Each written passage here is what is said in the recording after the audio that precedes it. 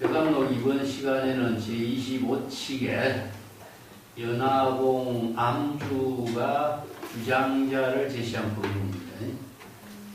연화봉이라고 하는 데는 천태산을 말하고 있습니다. 그래서 천태산 연화봉 이렇게 보면 되고, 암주가 주장자를 제시한 부분인데요. 암주는 상암주라고 그래요. 그래서 여기에 암주의 이름은 자세하게 잘 알 수가 없고, 연화봉은 천태산, 상암주라고 이렇게 전하고 있는데, 상암주의 이름은 정확하게 알 수는 없습니다. 그래서 그냥 이 공안이, 이 법문이 유명해서 구전으로 전해지거든요. 그러니까 선문답은 모두 다 선생들의 설법한 내용이 선생들의 입을 통해서 천하의 선지식들에게 이렇게 전해지고 수행자들에게 전해지면서 이 기록으로 남았거든요. 그래서 이제 선문답의 자료가 기록으로 남은 가운데에 이제 전대록이라든가 선어록에 전해지고 있는 법문 가운데에 특이하고 독창성이 있는 법문이기 때문에 설두중현선사가 이것을 공안으로 제시하고 여기에 맞추어서 개송을 송고의 법문으로 제시하면서 벽암록이라는 책이 만들어졌거든요. 그래서 상암주에 대한 자세한 정기는 잘 알 수가 없지만은 천태산 연화봉에서 암주로 살고 있는 상암주의 법문이 이제 오늘 벽암록 제25척의 연화봉 상암주의 주장자 법문입니다. 먼저 본척부터 먼저 교재에 있는 내용을 먼저 보고, 또 본척에는 제시되지 않았지만 수시 법문을 우리가 참고해서 보겠습니다. 자, 벽암록 25칙은 천태산 연화봉에 거주하는 상암주가 주장자를 들고 대중들에게 제시한 다음 같은 법문이다. 연화봉 암자 주지가 입적하는 날. 자, 여기서 왜 입적하는 말을 내어 여기에 썼느냐 하면은, 연화봉 그 상암주라는 사람은 평생 이 법문을 제시했어요. 그래서 대중들에게 이 법문을 제시했는데, 대중들이 이 법문의 뜻을 잘 이해하는 사람들이 좀 드물었다. 그래서 이제 평창에 보면은 상암주가 이렇게 20년간을 이 법문을 제시해서 수행자들을 지도했는데, 정법이 안목을 부족해서 바르게 제시해서 이 질문에 대답한 자가 없었다. 그래서 이제 마지막 죽을 때까지 이 법문을 제시했다. 이런 의미예요. 그래서 이 법문을 쓰라고 오등해원 같은 자료에 보면은 연화봉 암주가 이 법문을 쓰라고 입적했다. 이렇게까지 이제 기록이 되어 있어요. 그거 보면은 평생 부지화상이 평생 손가락 하나를 세운 법문을 통해서 제자들을 지도한 것처럼, 연화봉 상암주는 이 법문을 통해서 평생 수행자들의 안목을 점검하고 깨달음을 체득할 수 있는 법문을 설했다.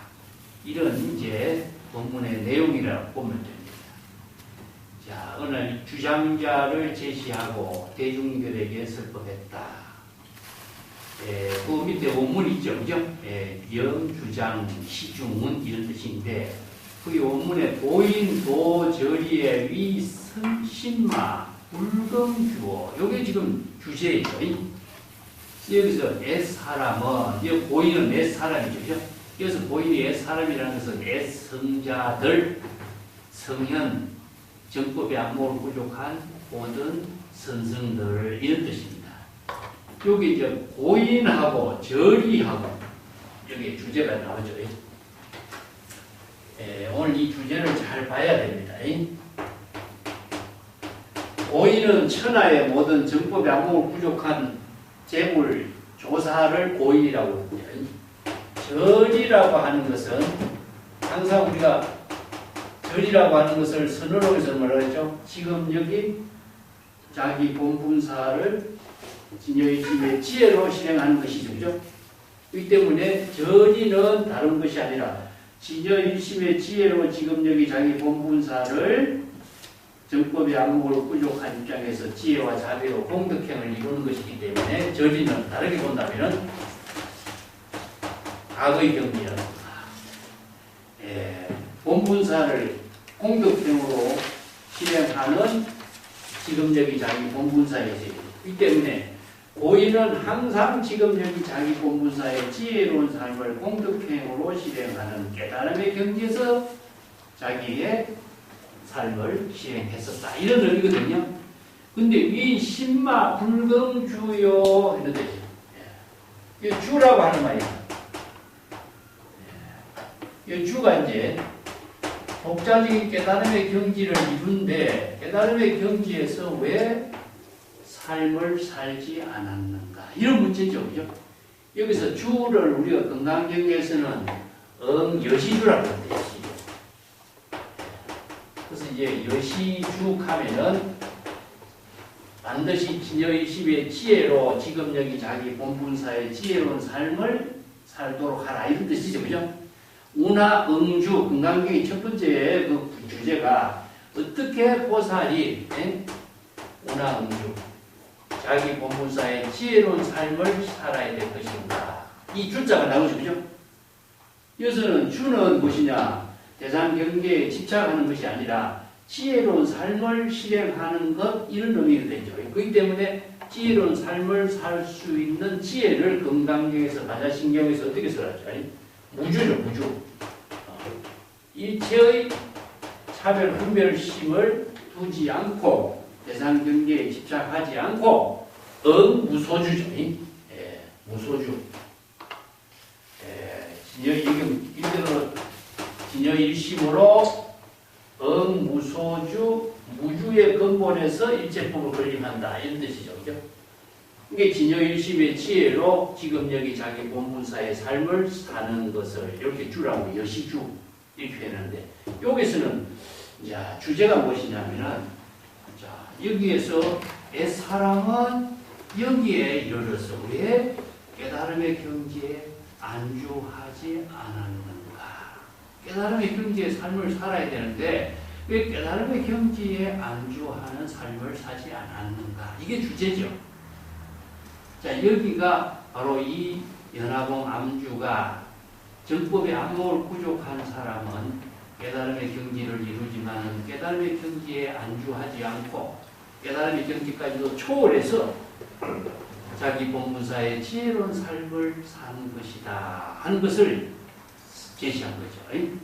그런데 이런 문제를 제시했지만 대중들이 자기가 제시한 문제에 대해서 여법하게 정법의 안목을 부족한 입장에서 이 질문에 대답한 사람이 없어요. 그래서 이제 자기 자신이 대답하는 거죠. 자, 이걸 이제 자기 자신이 문제를 제시하고 그 자기 자신이 제시한 문제에 맞춰서 안목을 부족한 사람이 바른 대답을 하지 못하니까 자기 스스로 대답하는 거죠. 이걸 뭐냐? 자문, 자답이 되는 거죠. 그래서 설법을 하는데도 설법하는 사람에 호응하는 사람이 없기 때문에 자문, 자답해가지고 대신 자기가 말합니다. 자, 그것은 수행의 길에서 별다른 힘이 되지 못하기 때문이다. 여기서 그것이라고 하는 것은 무엇이냐면 원문이 보면요. 위타 도로의 부등력이다. 여기서 이제 그는 나오죠. 그 타가 지시대명사에서 그죠? 여기서 타가 지시대명사라고 하는 것은 여기에 주장자를 말합니다. 자, 암자 주지가 항상 주장자를 제시했죠. 주장자를 제시하고 그 주장자의 깨달음의 경지가 여기서 주장자 하나로서 전부 다 응집시킨 거죠. 그래서 연화봉 암자가 주장자를 제시해서 주장자가 어떤 대상 여기에 상징적인 말이 되냐면 깨달음의 경지가 되는 거죠. 그래서 깨달음의 경지에 왜 머무르지 않고 있느냐 하는 말이 되겠죠. 그죠? 이걸 주장자를 발음한다면은 본래 명목. 그래서 선에서 주장자라고 하는 것을 제시한 것은 도구죠. 그죠? 도구. 그렇기 때문에 마음이 마음의 작용을 우리가 언어로 표현합니다. 그래서 언어는 도구인데 여기서 주장자는 뭡니까? 바로 도구, 언어를 자유스럽게 사용하는 것이죠. 그래서 진여일심으로 주장자를 가지고 지금 여기 자기 본문사를 실행하는 것이 바로 선생들이 깨달음의 지혜로운 삶을 사는 것을 말하죠. 근데 여기에 주장자가 깨달음의 경지인데 깨달음의 경지에 머무르지 않는 것, 그리고 왜냐하면 주장자라고 하는 것은 방편의 도구잖아요. 자, 여기서 깨달음이라고 하는 것 자체도 방편의 언어에 불과하죠. 이것도 주장자도 다른 말로 한다면 언어에 불과한 거죠. 그렇기 때문에 우리가 깨달음이라든가 해탈이라든가 열반이라든가 주장자라든가 본래 면목이라든가 수없이 많은 선생들이 제시하고 있는 방편 본문이 전부 다 방편 본문으로 해탈 열반의 세계를 제시하는 것이지 방편 본문으로 제시하는 해탈 열반의 경지에 살거나 해탈 열반의 경지에 안주하거나 한다면 어떻게 될까요? 전부 다 해탈 열반의 경지에 대상 경지에 집착하게 되겠죠. 그래서 방편의 언어를 통하지 않고서는 깨달음을 이루지 못하지만 방편의 언어 그 자체 가운데에 깨달음의 세계가 있다든가 해탈이 있다든가 열반이 있다든가 하는 것은 아니잖아요. 그렇기 때문에 이 본문의 핵심은 무엇이냐? 주장자라고 하는 것은 본래 면목이다, 깨달음의 경지다, 해탈 열반의 경지다, 불성이다든가 이런 상징적인 방편 본문의 언어를 대신하고 있는 도구예요. 선생들이 사용하고 있는 주장자의 본문이 중국 선생들이 굉장히 많이 쓰거든요.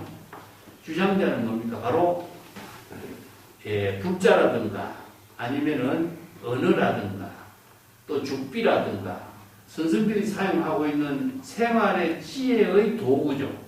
그렇기 때문에 생활의 지혜로 사용하는 언어나 문자나 주장자나 불자나 이런 도구는 지혜로운 작용을 통해서 자기 본분사를 실행하는 도구이지 방편 도구 그 자체를 언어 문자로 제시하는데 속박된다면은 해탈 열반의 경지, 깨달음의 경지, 주장자에 속박된다면은 전부 다 언어 문자의 대상 경지에 걸려버리죠.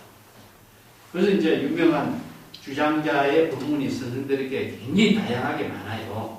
우리가 문광공말책에도 나오잖아요. 타초선사가 그대가 주장자가 있다면 내가 그대 주장자 하나 더 주겠다. 주장자가 있다고 하는데 왜 주장자를 준다고 그러죠? 그대가 주장자가 없다면 나는 그 주장자를 뺏겠다, 뺏어버리겠다. 이렇게 본문해요. 이 유명한 본문이 있어요. 주장자가 있다고 하면은 주장자를 하나 더 주고, 주장자가 없다고 하면은 주장자를 뺏어버리겠다. 특이한 본문이죠. 이게 파초선사의 주장자 이 본문도 특이한 본문이고, 연화봉 안주의 주장자 본문도 특이해요. 또 운문선사의 주장자 본문도 특이한데, 이 파초선사가 그래. 그대가 주장자가 있다고 한다면은 유에 집착하는 거예요. 주장자를 갖고 있다, 본래 면목을 갖추고 있다 한다면은 주장자나 본래 면목이나 깨달이나 해탈 열반에 지금 안주하게 되는 거죠. 그러면 이것을 탈취해버려야 돼요. 언어나 문자나 대상 경기에 속박되어 있는 어떤 중생심의 망념을 텅 비우도록 뺏어버리는 거예요. 근데 하나 더 준다 그랬죠. 왜 주느냐? 다시 한번 확인하고 그 주장자가 실체로 존재하는 세계인가? 다시 한번 확인해서 자각하게 하는 거죠. 그럼 없다고 하면 뺏어버리겠다 그래요. 자, 나는 주장자가 없습니다. 아무것도 없습니다. 본래 무인물의 경지입니다. 이렇게 주장하는 사람이 있다면 진정한 본래 무인물의 경지가 무엇인가를 다시 한번 자각하게 하는 거죠. 그래서 주장자는 무엇이냐? 이건 본래 면목이에요. 각자의 본래 면목이라는 방편 본문을 언어로 제시한 거죠. 근데 언어로 제시한 본래 면목이 깨달음의 경지가 되고 깨달음의 경지, 해탈 열반의 경지도 전부 다 본래 면목을 제시하는 언어예요. 이것을 중국 선생들은 주장자는 내 마음대로 사용하고 있는 마음작용의 방편도구인 거죠. 언어도 내 마음대로 사용하고 있는 방편도구의 언어죠. 이게 언어, 방편도구의 언어나 방편도구의 주장자나 이 같은 거죠. 그래서 이 방편도구의 주장자나 방편도구의 언어를 자유스럽게 사용하고 언어 문자의 대상 경계를 초월할 수 있는 능력을 갖추도록 정법이 안목을 부족한 입장을 시험하고 있는 거죠. 그래서 가초화상의 그 주장자 이야기냐. 주장자는 자, 길을 건너갈 적에, 강을 건너갈 적에 물을 재고 또 강물에 내가 휩쓸려 떠내려가지 않도록 그 주장자의 집행에서 강을 건너가는 데 도움이 되는 주장자로. 우리가 지금 생활하는 데 도움이 되는 거지. 또 밤이 돼서 깜깜한 마을에 길을 갈 적에는, 달빛이 없는 깜깜한 길을 갈 적에는 주장자로 길을 더듬어 가서 몸을 지탱하면서 낭떠러지에 떨어지지 않도록 몸을 부지하는 주장자로서 사용한다. 이게 생활의 도구죠, 그죠? 이렇게 선생들이 자기의 몸과 마음을 잘 같이 도반으로서 붙들어서 좋은 지혜로운 생활이 될 수 있는 도구이기 때문에 주장자를 이렇게 생활 도구로 사용합니다. 그래서 이제 중국 문문 어록 같은 데도 나와요. 주장자의 법문을 이 주장자의 근본으로 제시하고 있는 뜻을 깨달아 체득하면은 일생 동안 참선 수행으로 해탈의 경지를 이룬다. 일생 동안 참선 수행하는 모든 일을 다 마치는 것은 주장자라고 하는 이 본래 면목을 완전히 깨달아 체득한 경지를 이루게 되는 것이다. 이게 주장자로 표현했죠. 그죠? 자, 여기서 바로 마음을 깨달아 체득하면은 부처가 된다 하는 법문이나 주장자를 깨달아 체득하면은 일생의 참선 수행을 다 마친 것이다. 인재어록에도 뭐라 그러죠? 진정 견해를 체득한다면은 일생의 모든 참선 수행의 모든 일은 다 해결해 마친 사람이 된다. 그 궁극적으로 우리가 생사대사를 해탈한다 이런 말 쓰는데 생사대사를 해탈한다는 깨달음은 궁극적으로 뭘까요? 주장자를 깨달아 체득하면은 생사대사를 해결하는 모든 참선 수행을 끝마친다 이런 말이거든요. 주장자와 본래 면목이라든가 방편의 언어로 사용하고 있는 도구를 자신의 본분사로서 마음대로 활용하고 일체의 방편 도구를 초월할 수 있는 능력을 갖춘다면은 지금 여기 자기 본분사로 공덕행으로 해양할 수 있는 능력을 갖춘다면은 참선 수행의 모든 일은 다 끝났다는 뜻이죠. 그러면 내용은 뭘까요? 바로 정법의 안목이죠. 자, 그래서 수행성들이 선생들이 설법한 법문의 핵심은 무엇이냐? 정법의 안목을 갖추어서 방편 도구로 사용하고 있는 주장자, 본래 면목, 마음과 모든 방편 도구의 언어를 지혜로 활용해서 그 지혜를 자기 본분사로 실행하고 일체의 방편 도구의 언어를 초월할 수 있는 능력을 갖추는 안목을 갖추게 될 때 일체 방편 도구를 통해서 지혜와 공덕행을 본문사로 실행하고 분립할 수 있는 능력을 갖춘다면은 생사의 대사를 해결하고 또 공덕행으로 자기 본문사를 분립할 수 있는 사람이다. 이런 말과 똑같죠. 그래서 이런 방편 법문의 도구를 가지고 설법하는 주장자 법문이 중국 선생들에게는 굉장히 많아요. 주장자를 가지고 뭐 친다든가 이런 말 쓰는데 그것은 무엇이냐? 경책을 하는 거죠. 주장자로서 사람을 때린다든가 뭐 임재선사가 황백선사를 불법에 적격되기가 무엇입니까? 이렇게 질문하니까 세 번에 쳤다 이런 말 쓰죠. 사람을 친다 하면은 이거는 폭행행위가 되겠죠. 친다라고 하는 것은 뭐냐? 경책하는 겁니다. 경책을 어떻게 하냐면은 선상을 친다든가 땅에다가 친다든가 죽비로서 친다든가 이렇게 소리를 내서 경각심을 일으키는 거죠.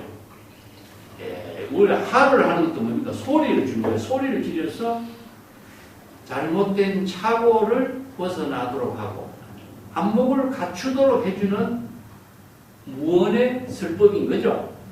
그런데 사람을 친다 하는 것은 말이 안 돼요. 그렇기 때문에 살인도 활임금이라고 하는 말도 방편 법문으로 제시하고 있는 설법의 원인이죠. 그 유명한 그 목주선사가 어떤 것이 초불월조, 부처의 경지도 초월하고 조사의 경지도 초월할 수 있는 경지입니까? 이렇게 질문을 하니까 주장자를 제시하고 나는 이거 주장자라고 하는데 그대는 뭐라고 하겠는가? 이렇게 질문을 던져요. 그러니까 그 수행성이 주장자라고 이야기하면은 주장자라는 명사에 걸리겠죠. 그 주장자라고 말하지 않으면은 뭐라고 말해야 될까요? 그러니까 할 말을 잃어버린 거죠. 옛날에 그 위산영우 선사가 물병을 넣고 이걸 물병이라고는 말하지 않고 이것을 뭐라고 이야기해야 될까 했을 적에 물병이라고 하는 명상에 떨어지게 안 되고 그건 무엇이라고 해야 될까? 그러니까 활인수자가 뭐라 그러죠? 물병을 나무로 만들었으니까 나무 토막이라고 말할 수는 없죠. 그렇죠? 자, 물병이라고 말해도 명상에 집착하고 어떤 다른 이름으로서 이 물병의 본질을 바르게 제시할 수 있는 안목, 정법의 안목이 있느냐 이걸 시험하는 거죠. 그러니까 안목이 없으니까 엉뚱한 한마디를 하게 되는 거죠. 그게 위산영우 선사는 뭐죠? 발로 물병을 차버리니까 일체의 대상 경계 명상을 쳐날려버리는 거죠. 뭐냐? 언어. 주장자라는 언어나 본래 면목이라든가 이체의 모든 명상을 다 날려버릴 때에 대상 경계를 다 초월할 수 있는 경지. 이것도 마찬가지죠. 부처가 위대하다든가 조사가 위대하다든가 부처나 조사의 그 위대함이라는 대상 경계에 속박되면은 잘 본질을 잃어버리죠. 이게 부처가 실제로 어디 있는 조사가 실제로 어디 있냐? 전부 다 뭡니까? 방편의 언어일 뿐이잖아요. 자, 깨달음이라든가 해탈이라든가 부처라든가 열반이라든가 이런 경지가 실체로 존재하는 것이 아니라 주장자와 같은 방편 언어에 불과하지 않느냐. 그래서 무명무상 저지체요. 그런 경지를 바르게 볼 수 있는 능력이 뭐냐? 정법의 안목이라는 거죠. 이게 정법의 안목을 부족한다면은 이런 뜻입니다. 여기서. 자, 주장자가 수행 도중에 길을 갈 때에는 많은 사람들에게 도움이 돼요. 물을 건너갈 적에는 물을 재고 깊이를 재고 또 불빛이 없는 깜깜한 밤중에서는 몸을 지탱하고 부축해 주는데 도움이 되는 거예요. 이게 수행 도중에 도움이 되는 것이 방편으로 사용하는 도움이 되는 주장자지만은 여기에 부덕력이라는 말 나오죠. 부덕력. 덕력이라고 하는 것은 힘을 얻는다 이런 말인데 도움이 되지 않는다는 뜻입니다. 부덕력. 도움이 되는 일과 도움이 되지 않는다 이런 말이거든요. 그래서 여기에 이 문장을 정확하게 볼 수가 있어요. 그 인재선사가 깨달음을 얻고 난 뒤에 인재선사의 깨달음은 황벽선사에 의해서 깨달음을 체득한 것인가? 덕력 아니면은 누구죠? 인재 깨달음을 준 사람이 누구예요? 네. 덕력이란 말을 씁니다. 여기서 누구의 도움이냐? 이게. 누구의 도움으로서 깨달음을 체득했느냐? 대우의 도움으로 깨달음을 얻느냐? 황벽의 도움으로 깨달음을 얻느냐? 이런 말을 쓰는 거예요. 그 덕력이라고 하는 스스로 힘을 얻은 것처럼 보지만은 그런 힘을 깨달아 체득할 수 있는 도움을 궁극적으로 어떤 사람의 도움을 받아서 깨달음을 이루느냐? 이런 표현들이에요. 근데 여기 뭐냐면은 깨달음의 경지에서는 이런 뜻이에요. 깨달음의 경지에서는 주장자가 도움이 되지 않는다. 이 뜻입니다. 그래서 이 부등력이란 말이에요. 이 문장이 굉장히 중요한 문장이거든요. 수행을 하는 길 도중에서는 참선 수행하는 행각 수행을 하는 사람들에게서 수행을 하는 입장에서는 방편 도구가 주장자가 어느 문자가 도움이 되지만 깨달음을 이룬 경지에서는 도움이 되지 않는다. 이런 뜻입니다. 자, 언어라고 하는 것도 그렇잖아요. 언어라고 하는 것도 도를 이루기 위해서는 언어가 필요한데 도를 이룬 경지에서는 언어에 속박되면 도를 방해하는 존재가 되겠죠. 그래서 내가 자주 이야기하는 건 도는 본래 언어 문자가 없어. 그렇지만은 언어 문자에 의거해서 도를 깨달아치게 해야 된다. 이 말과 같죠? 그렇다면 도를 깨닫고 난 뒤에 우리가 언어를 초월해야 된다. 이건 우리가 강을 건너갈 때는 뗏목을 타지만은 강을 건너가면은 뗏목을 떨쳐버려야 또 새로운 세계로 나아갈 수 있는 거나 마찬가지예요. 그래서 어느 문자거나 주장자나 도를 이루는 데는 필요한 도구지만은 도를 이룬 경지에서는 그것을 다 초월해야 된다. 이게 여기에서 깨달음의 경지에 왜 머물지 않느냐. 요 말하고 도를 이룬 경지에서는 도움이 되지 않는다. 요 구주라고 같은 거예요. 수행 도중에서는 도를 이루는 수행 도중에서는 어느 문자나 주장자나 방편 도구가 도움이 되지만 깨달음을 이룬 경지에서는 어느 문자나 주장자라고 하는 방편 도구가 도움이 되지 않는다. 그렇기 때문에 어느 문자에 머물지 말고 주장자에 머물지 말고 깨달음의 경지에 머물지 말아요. 그게 유명한 본문이 뭐죠? 바로 향상일규라. 최상의 깨달음을 이룬 경지에서 깨달음의 경지까지도 초월해야 된다.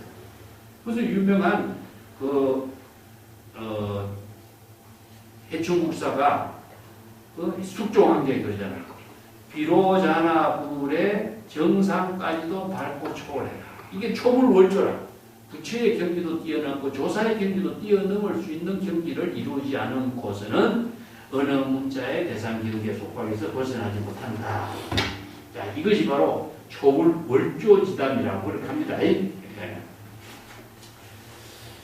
그 밑에 이제 연화봉 암주가 이 두 가지 유명한 부분인데요. 근데 대답하는 사람이 없죠. 그렇게 또 다시 자기 스스로 필경유하 어떻게 해야 되나? 그럼 어떻게 해야 되냐? 깨달음의 경지, 주장자, 언어문자 모든 대상 경계까지도 다 초월한 경지라면 어떻게 그런 경지를 이루어야 될 것인가? 자, 마지막으로 또 스스로 자대운 자기 스스로 대답해서 말하기를 전율 행구 행담 불고이며 지기천봉 만봉거라. 이 전율이라고 하는 말은요, 주장자를 만드는 나무입니다. 나무. 그래서 이제 이 천태산에서 이 나무가 많이 나는데요. 전율이란 말은 특이한 말이에요. 주장자를 만드는 나무인데 이것을 주장자라고 해요. 주장자를 행담 옆에 이게 우리가 주장자를 옆으로 끼고 주장자를 끼고 이제 다니는 것을 말이죠. 주장자를 옆으로 끼고 행담 이 한눈 팔지도 않고 불고이라는 것은 옆 사람도 전혀 돌보지 않고 의식하지 않고 이 독고행을 한다는 거죠. 그죠? 여기서 주장자는 자기의 도를 이루는 방편 도구죠. 어느 문자나 방편 도구나 주장자나 같다. 방편 도구를 자유자재로 활용할 수 있는 능력을 갖추고 지기천봉만봉거라. 그 곧바로 첩첩 쌓인 천봉만봉 첩첩 쌓인 산중을 향해 간다. 지기한다. 여기서 천봉만봉이라고 하는 말은 무엇이냐면 천봉의 만봉이라는 것은 너무나 아득한 세계죠. 그죠? 이 때문에 여기서는 첩첩 산중이기 때문에 이 대상 경계가 대상으로서 실제로 존재하는 대상 경계로 자연 그 세계가 돼요. 이게 무인공산이라, 공산무인이라고 해요. 나중에도 내가 다시 설명하겠습니다만,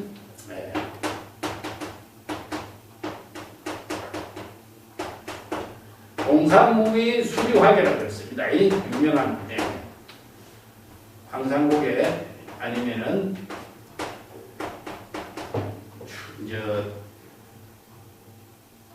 중국의 유명한 이 황산곡의 시도 나오고 중국의 소동파 시에도 나와요. 텅 빈 산, 첩첩산 중에 텅 빈 산이 되는 거죠. 그게 바로 대상 경계로 보이는 일체의 모든 것이 없어. 그런 경지가 바로 자연 수유한 자연의 세계입니다. 이 때문에 첩첩산 중에 쌓인 천봉만봉으로 곧바로 지휘한다. 이게 대상이 없는 세계, 무처의 세계로. 몰종적의 경지의 세계로 이렇게 들어가는 그 경지가 바로 일체의 주장자라든가 언설이라든가 문자라든가 방편 도구를 가지고 지금 여기 자기 본분사의 삶을 살지만 대상 경계의 잔치나 흔적도 남기지 않고 자기 본분사의 삶을 사는 경지, 이런 의미로 이 유명한 개송을 쓰는데, 이 개송이 그 조주선사의 제자 본문을 이렇게 빌려가지고 쓰고 있어요. 자, 뒷페이지 넘어갑시다. 160페이지. 연화봉 암주는 국문선사의 법을 이은 봉선사, 도친선사 제자다. 근데 이 예에는 잘 알 수가 없고 그냥 연화봉의 상암주로 불리는데 연등해요라든가 오등해원 같은데 그에 이 법문이 전해지고 있으면서 여기에 여강록의 이제 주제로 등장된 겁니다. 그 원호 국건선사 평창에 이렇게 이제 연화봉 암주에 대해서 설명을 해요. 그는 송나라가 건국되었을 무렵 천태산 연화봉에 암자를 세웠고 사람이 도를 깨달아 체득한 뒤에 초옥이나 석실에 다리가 부러진 가마솥에 나물 뿌리를 삶아 먹으면서 세월을 보냈다. 명예와 이익을 구하지 않고 끊김 없이 인연 따라 불법을 체득하는 한마디 법문을 설법했다. 일전의 법문을 설법하면서 불조의 은혜에 보답하고 불시민을 전하고자 했다.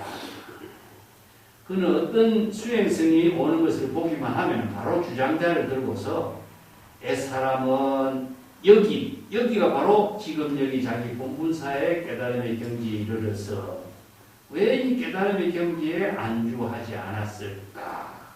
이런 질문을 던졌다.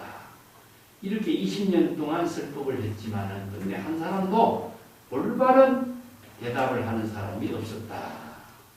그래서 이제 죽을 때까지 이 법문을 설해서 후학들에게 자기 불시민을 전한 일전의 법문을 설한 연화봉 암주로 이렇게 유명하게 전해지게 됐다는 겁니다. 근데 오늘 암주가 입적하기 전에 마지막으로 주장자를 들어보이면서 이 사람은 왜 깨달음의 경지에 안주하려고 하지 않았는가? 자, 이 법문을 대중들에게 제시해서 설법했는데 대중도 역시 대답하는 사람이 없었다. 이런 뜻이지요. 그 주장자라든가 절이라고 하는 말을 아까도 얘기했지만 불성, 보기, 해탈, 열반, 본래면목, 변성성불, 깨달음의 개세계 이걸 주장자예요. 이게 그 연화봉 암주는 이 법문을 평생 이제 수행성들에게 제시해서 그 정법의 안목을 부족하는 그 선성이 출연할 수 있도록 이 일전의 법문을 했다. 일전이라고 하는 것은 일부의 법문이죠.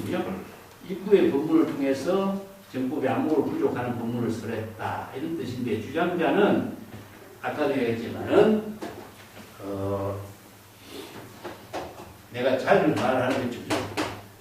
심언이에요. 언어는 뭡니까? 방편의 언어죠. 그죠? 방편의 언어입니다. 방편의 언어를 여기서 주장자라고도 하고 여러 가지 이제 죽비라고도 하고 이런 도구를 사용하는 거죠. 이게 언어라고 하는 것 자체는 일심의 작용을 표현하고 있잖아요. 그죠? 그래서 마음은 언어의 표현으로서 마음 작용을 드러내는 것이고, 언어는 마음의 근본을 여실하게 방편으로서 제시하는 거예요. 그러니까 우리가 마음 작용은 궁극적으로 방편의 언어를 통해서 드러나는 거예요. 그렇기 때문에 주장자라고 하는 것이라든가 죽비라든가 방편 본문의 언어를 통해서 우리 마음 작용이 일체가 되는 거죠. 이걸 이제 법이라고 하는 것을 여기 연결시킵니다. 그래서 불교에서 법은 무엇이냐? 바로 마음이에요.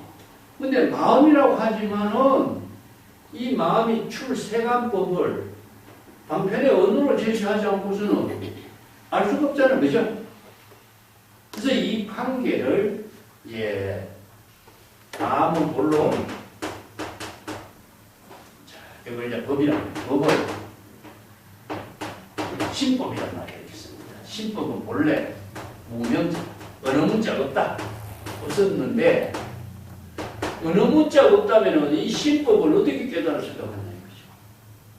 그래서 진여의 신법이 지혜로 작용하는 출세간법을 언어 문자의 방편의 언어 문자로 설법하기 위해서 부처님은 제불은 언어 문자의 방편 본문을 빌려가지고 설법을 하게 된 것이 바로 출세간법의 방편 본문이다. 이런 뜻이거든요.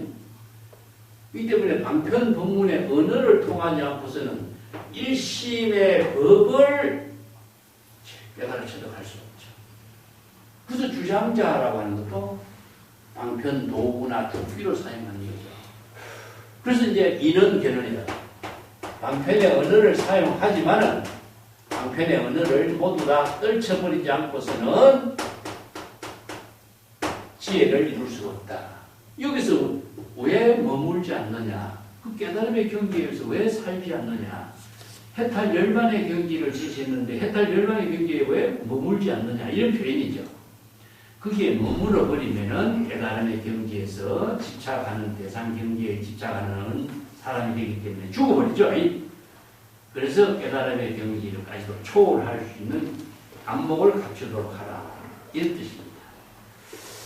그래서 옛 사람이라는 것은 여기서 옛 성현들을 말하고 해탈 열반의 깨달음의 경지를 체득했지만 해탈 열반 깨달음의 경지에 안주하지 않고 또 자기 본분사의 지혜를 이체의 은설 문자 방편을 초월해서 공격행을 실행한 사람들이다. 그래서 어느 국건선사는 여기서 이야기합니다. 정문함의 이처간을 부족했다. 이게 뭐냐? 마의 수라철이 이마에 하나의 안목에 눈을 갖추었다. 이처간이 있죠. 그죠? 이 정법 안목을 갖추었기 때문에 연화봉 안주는 정문안의 정법 안목으로 부족한 선생이기 때문에 이 입전의 방편 본문을 제시해서 화성을 건립했다. 이런 화성을 건립했다고 해요. 방편 언어로서 화성을 건립했다. 이런 표현이 있는데 이 화성은 무엇이냐면 하나의 성이죠. 그죠?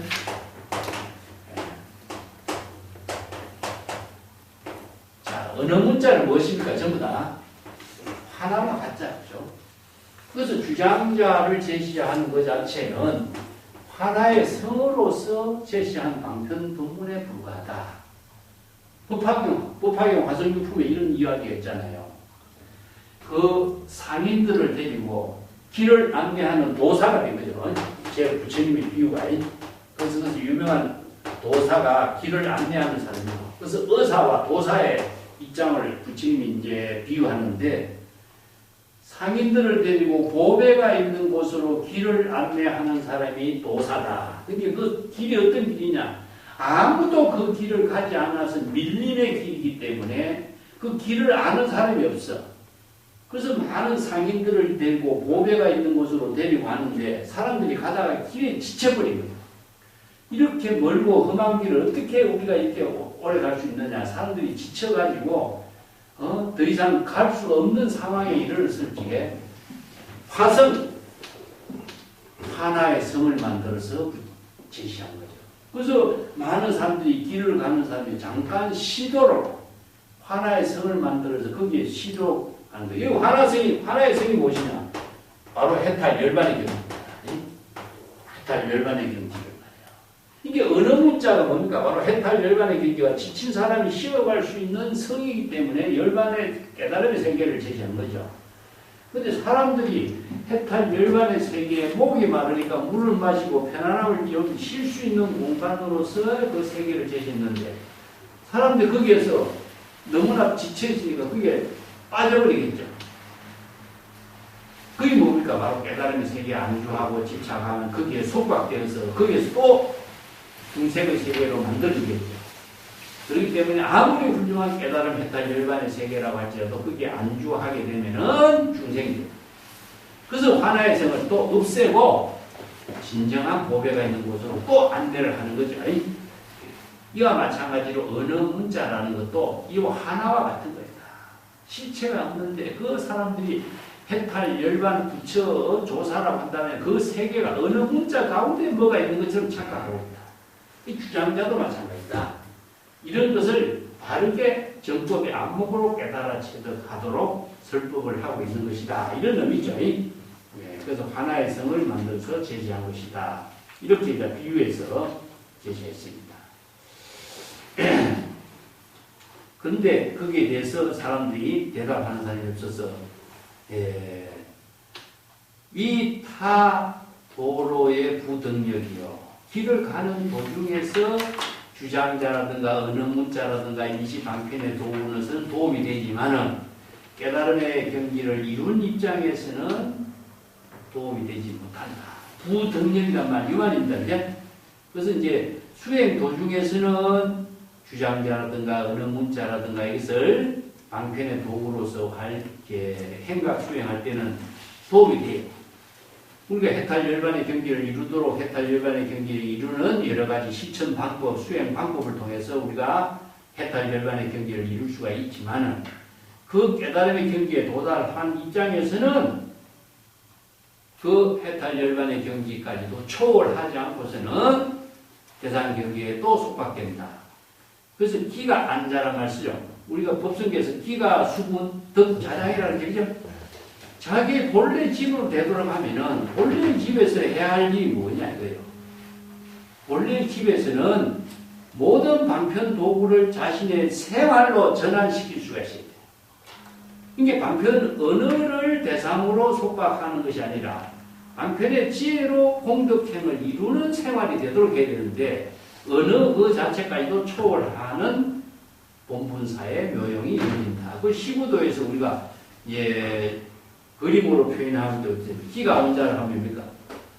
자, 본래 집으로 되돌아가면은 방편 도구로 사용했던 소를 찾아서 사용했던 방편 도구가 꼬피도 있고 지팡이 막대기도 있고 삿과 도로기도 있고 여러 가지 도구가 전부 다 마당에 내던져져 있잖아요. 이거는 뭐냐? 언어를 사용하고 방편 도구를 사용해서 깨달은 본래 집으로 되돌아갔지만 이제는 집으로 되돌아간 사람에게는 그런 방편 도구를 집착하지 마라. 이런 뜻입니다. 그런 경지에서 자기 본분사의 공덕행을 지혜로 실행할 수 있는 능력을 갖추는 사람이 되라. 이런 의미죠. 그래서 160페이지 좀 봅시다. 자, 그런 어떤 수행성이 찾아와도 이 사람이 여기에서 왜 깨달음의 경지에 주장자 본래 면목에 안주하지 않았을까? 이 문제를 설법에서 20년간 제시했다. 그래서 이 사람이 깨달음의 경지에 안주하지 않았는가 하는 문제를 안목을 가지고 바른 지혜를 제시해 줄 수 있는 수행자를 찾았다. 그래서 해탈 열반이라든가 불성이라든가 깨달음의 경지 그 자체를 방편 도구라는 사실을 바르게 알 수 있는 능력을 갖추도록 하는 거죠. 그죠? 그렇기 때문에 어느 국권선사는 여기서 뭐라는 흑공에 못을 박지 마라. 이 말은 임재에 있는 말입니다. 임재록에. 흑공에 못을 박는 것은 너무나 험하면 되지. 그죠? 흑공이라는 대상에 쓸데없이 못을 박아서 깨달음의 경지에 안주하는 것은 무모하고 헛된 일이다.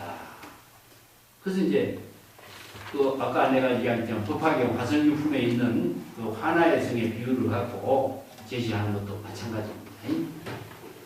예, 161절 봅시다.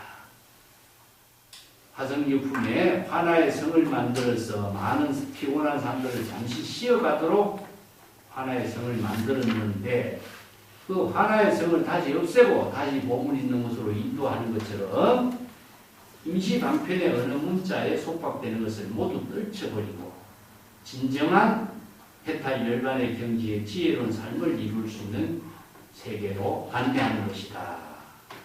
길 안내자는 제불열애고 보물은 불법에 비유한 것인데 수행 도중에서 태굴심이 생기면 게으름이 생기면 방편으로 제시한 깨달음의 경지를 중생들은 참된 깨달음의 세계인 줄 알고 집착하는 수가 있죠. 그래서 암주가 주장자로 이곳 깨달음의 세계라고 하는 것을 방편으로 제시한 것은 하나의 성과 같다. 어느 문자도 하나의 성과 같이 임시방편으로 제시한 것이다. 이 때문에 일체 유의법, 여몽, 합포형 이런 말 쓰죠. 그래서 유의법이라는 말 자체가 어느 문자로 제시한 것을 말해요. 유의법이라는 게 어떤 법이겠어요? 임시방편의 어느 문자로 제시한 가르침을 유의법이라고 해요. 이게 일체의 모든 사물은 명칭으로 언어나 문자로서 다 제시한 것이잖아요. 이게 본래는 언어 문자가 없어.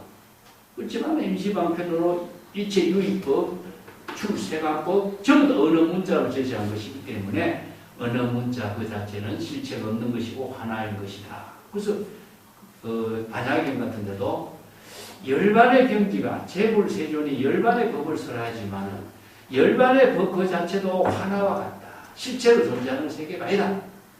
만약에 어떤 사람이 재불열애가 설하는 열반의 법에 집착한다면 이 사람은 재불열애도 이 사람은 구제할 방법이 없다. 이런 표현들이 나와요. 그래서 일체의 모든 법은 임시방편의 어느 문자로 설하는 것이다. 그 금강경에도 깨달음의 세계에 안주하지 말고 유마경에도 본부나 성인의 차별 경계에 집착하지 말고 안으로 깨달음의 경계에 안주하지 말라. 이 어느 문자에 안주하지 말라 이런 말입니다.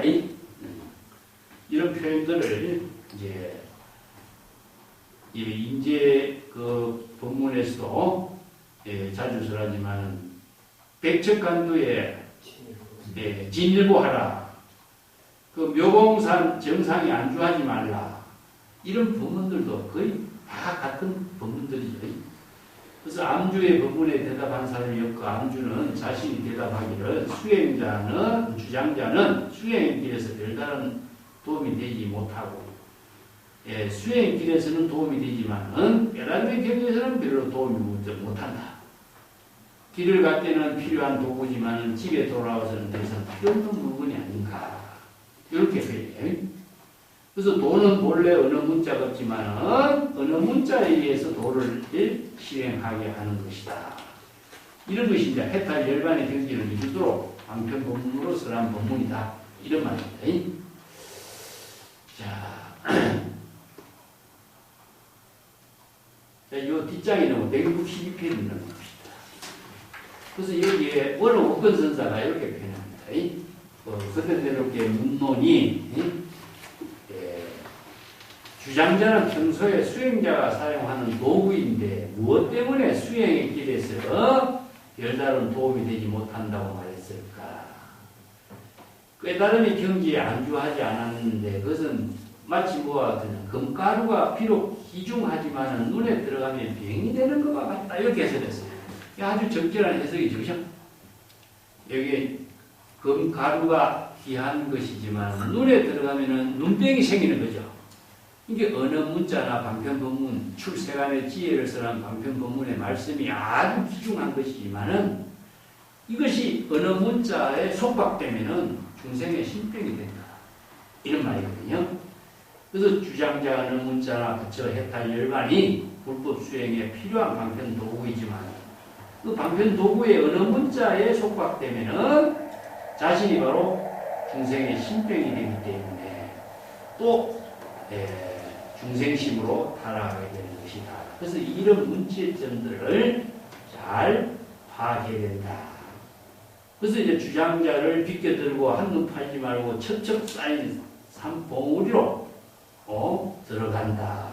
이 말이 이제 유명한 부문으로 이제 정리를 하고 있는데, 이 말은요, 조주선사의 그 제자의 본문인데, 우리가 여행을 할 때 생각해봐, 여행을 할 때 여행의 목적은 어떻습니까? 우리가 외국 여행을 한다. 그 세계의 새로운 세계를 보고 여러 가지 문화와 문명을 이렇게 관람하는 것이요. 그 세계의 문화와 문명을 통해서 많은 방편의 지혜와 안목을 우리가 배우고 익히는 거잖아요.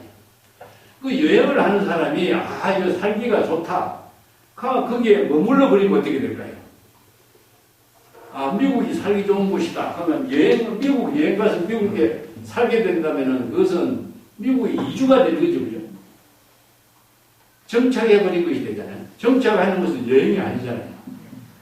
그래서 여행이라는 것은 집에서 출발해가지고 세계를 모든 문화와 문명을 보고 지혜와 모든 풍속들을 다 보고 배우고 익혀서 자신의 지혜로운 삶을 이룰 수 있는 모든 능력을 배워서 다시 집으로 되돌아오는 거잖아요.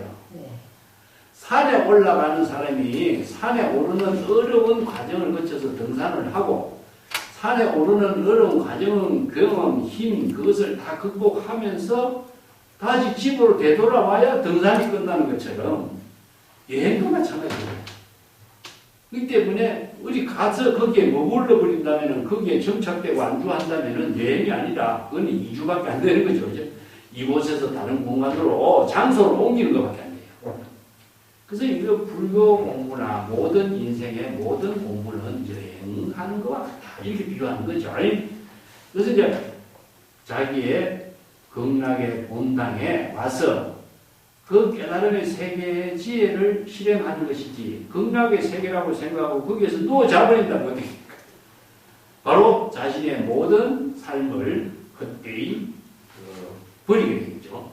그래서 정토에 도달한 사람이 다시 정토에 머물지 않고 불국토에서 거주하지 않고 다시 사바세계로 되돌아와야 중생과 함께하는 동사서, 화강동진, 보살도를 실천하면서 재물의 경계를 자신의 공덕행으로 실행하는 일을 하는 것이 보살이죠. 그런 법문을 바로 정법의 안목을 부족해서 갖추도록 하라, 이런 의미로 이제 이 법문을 쓰라고 있어요. 그래서 궁극적으로 어떻게 될 것인가, 이런 법문을 제시하는 것이 무엇이냐 하면, 엄구상에서 자취나 흔적을 남기지 않고, 자, 연하봉 암주는 자기 자신이 질문하고 자기 자신이 대답하고 자기 자신이 향상과 향하의 법문을 전부 한꺼번에 다 제시했어요. 그러면서 마지막으로 이런 법문을 합니다. 162페이지 볼게요. 밑에 주장자를 비껴들고 영론 팔지 않고 첩첩 쌓인 산봉우리 속으로 곧장 들어갔다, 이런 말 했죠, 그죠? 자, 이 말은 이제 조주선사의 제자 음양존자 선시인이 설법한 말인데, 주장자에 대해서 고려하지 못했는데 그 주장자를 옆으로 찔러지고 한눈 팔지 않고 이 주장자에도 안주하지 않고 대중들의 마음으로부터 주장자를 뺏어들고 자신의 가는 길을 지금 여기 자기 본분사로 실행했다. 여기서 옆으로 짊어지고 첩첩 쌓인 산중을 향해 들어갔다는 말, 이 말은요, 오늘 국본사는 뭐라고 하냐면, 단판한, 이게 죄인이 등에다가 큰 널판지를 짊어지고 길을 가는 것과 같이 옆눈을 팔 수 없는 거죠. 그냥 외골수처럼 지금 여기 자기 일에 최상의 삶을 사는 모습을 이렇게 보여줬다. 그래서 주장자의 법문을 향상향하, 파주, 방해, 자유자재, 이것을 이제 독립주행하는 모습이죠. 근데 여기에서 첩첩산중이라고 하는 말, 아까도 이야기했지만은, 첩첩산중은요, 대상이 없어요. 이건 자연 그 자체의 세계이기 때문에 이걸, 공산무인이라 그래. 텅 빈 산인 거예요, 텅 빈 산. 이게 몰종적의 세계가 되는 거죠. 일체의 모든 언설 문자의 대상 경계를 다 비운 경지다. 이런 표현으로 쓰냐. 몰종적이라고 표현해요. 여기까지 이제 본칙에 대해서 대략 마치고 수시 본문을 한번, 언어의 수시 본문으로 한번 정리를 해보겠습니다. 언어의 수시 본문은 기울리익하는 이 구절은요, 그 동산양계 선사의 그 삼참루라고 하는 본문을 이렇게 인용한 것인데, 그 삼참루라고 하는 것은 뭐냐, 세 가지 안목이 없는 입장을 이렇게 제시하고 있는 본문이 있어요. 동산양계 어록에 나오는데, 말법의 시대에 많은 사람들이 그 잘못된 지혜를 가지고 있는 사람이 많다. 정법의 안목을 부족하지 못한 지혜죠. 진실과 거짓을 올바르게 판단하지 못하는 안목이 없는 사람들이 세 가지의 그 번뇌 망령적인 그 흐름이 있다. 무루라고 하는 것은 물이 새지 않잖아요. 그죠? 이 산무라고 하는 것은 물이 샌다는 뜻입니다.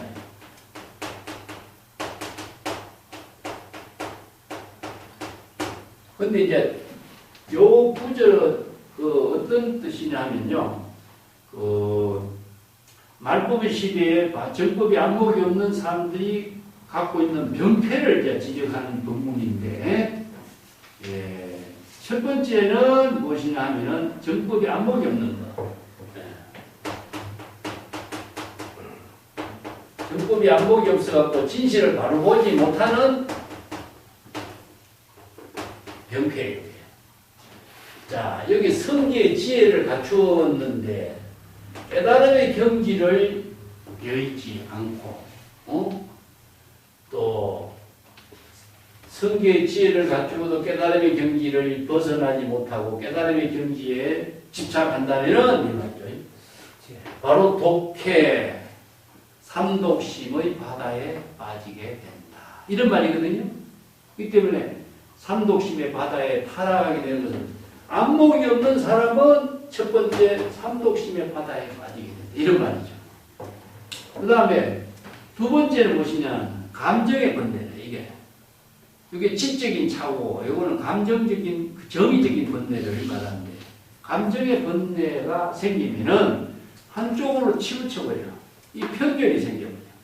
그래서 이제 두 번째는 감정적인 번뇌 망령으로서 생기는 것입니다. 세 번째는 무엇이냐 하면은, 은혜. 여기 어느 거죠?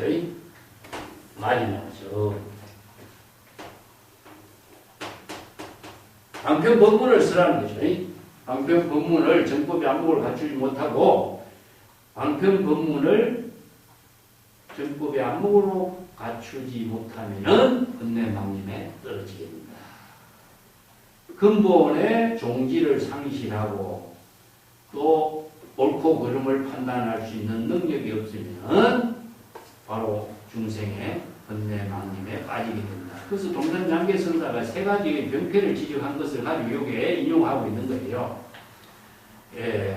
그렇기 때문에 이라고 하는 것은 무엇이냐 하면은 바로 우리가 보살도를 실천할 때에 53 선지식을 찾아간다든가 52 십신, 십주, 십이 십지보살 이런 지혜를 두고 있죠. 그죠? 아니면 아라한의 경지라든가 보살의 경지라든가 재불연의 지혜라든가. 그렇기 때문에 이제는 이걸 무의라고 무의진이라고 했죠. 그죠?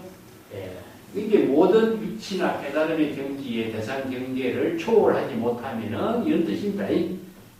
그러면은 번뇌망령 삼독심의 번뇌망령에 타락하게 됩니다. 이게 여기서 첫 번째 문제는 뭐죠? 바로 정법의 안목을 갖춰야 됩니다. 그래서 여기에 연화암주가 제시하고 있는 이 법문을 깨달아 체득하려면은 안목을 갖춘 수행자가 되어야 된다 이런 뜻입니다. 그래서 인재가 정법의 안목을 부족해야만이 생사해탈의 모든 수행의 과정을 다 해결할 수 있는 능력을 갖춘 사람이다. 이렇게 평가하는 것도 마찬가지죠. 그 다음에 어불경지주죠. 사람의 법문이 일전의 법문을 기억하라. 일전의 법문. 대중들을 놀라게 하는 일전의 법문을 설하지 못한다면은 세상 번뇌망령 중생의 차별 분별 세계에 타락하게 된다. 그래서 일전의 법문이라고 하는 자체가 뭐냐면 해탈 열반의 경지를 이룰 수 있는 정법의 안목을 부족한 법문을 여시 설법을 해야 돼요. 자, 천마외도나 모든 중생 세간의 사람들이 법문을 듣고 희유하다. 우리 경전에서 설하고 있는 희유한 법문이 있죠, 그죠? 예. 그래서 여기 사람들을, 대중을 놀라게 한다는 말이 경전에서 설하고 있는 법문은 희유, 미정유, 아니면은 불가사의,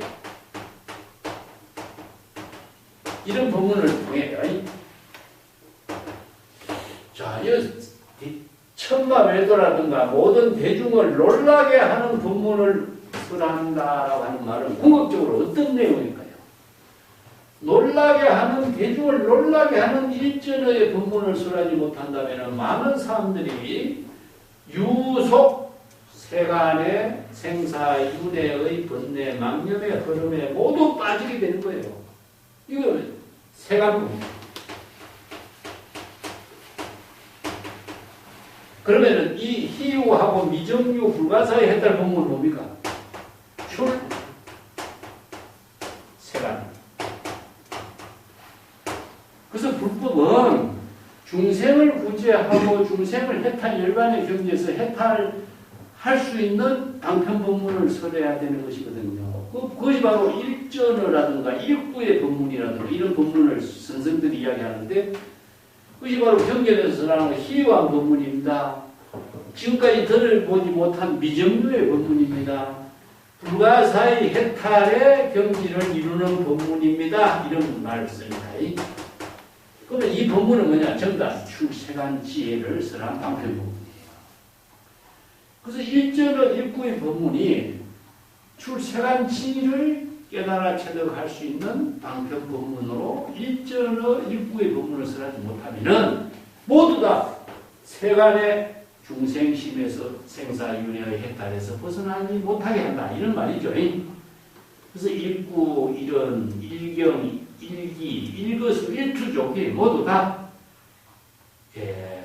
살인도 활인금으로 중생심의 번뇌 망령을 차단하고 진여의심의 지혜를 깨달아 체득할 수 있는 그 법문이 되지 않으면 안 된다.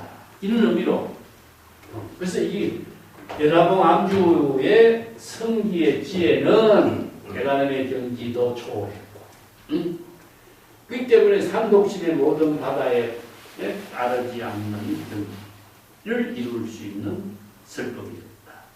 연화봉 암주의 그 일전의 법문, 주장자를 떠는 일전의 법문은 모든 대중들을 놀라게 했고 그리고 유속 세간의 생사윤회의 타락에서 벗어날 수 있는 법문을 설한 사람이다. 이런 의미죠. 여기서 연화봉 암주의 그 입장을 이렇게 수시고문으로 먼저 제시한 겁니다. 그 다음에 단번에 이게 격석화라는 것은 뭐냐? 돌을 부딪혀서 불꽃이 일어나는 것처럼 이런 말이죠. 찰나지간에 이런 뜻입니다.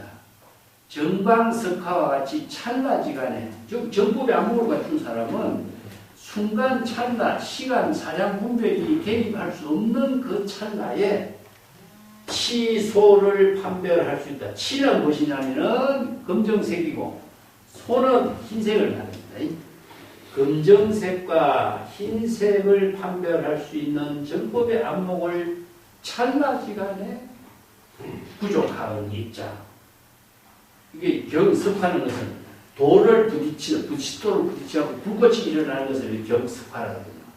찰나시간에 이것은 다른 말로 바꾼다면 검정색과 흰색 말고 선과 악, 옳고 그름, 진망 모든 차별 분별의 정법을 다른 안목으로 판단할 수 있는 안목을 부족하는 것. 이것을 말합니다. 이것도 마찬가지입니다. 이것도 정법의 안목을 부족한 거예요.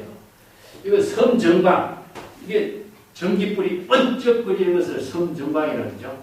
전기불이 번쩍거리는 그 가운데에 살활, 죽이고 살릴 수 있는 판단, 죽었는가 살았는가, 살활 자제 능력의 판단 능력을 갖춘 입장이 되어야 됩니다. 이게 바로 저기서 정법의 안목에 부족해야만이 이런 선성의 살아있는 지혜작용을 자유자재로 실행할 수 있다. 그런 말이죠.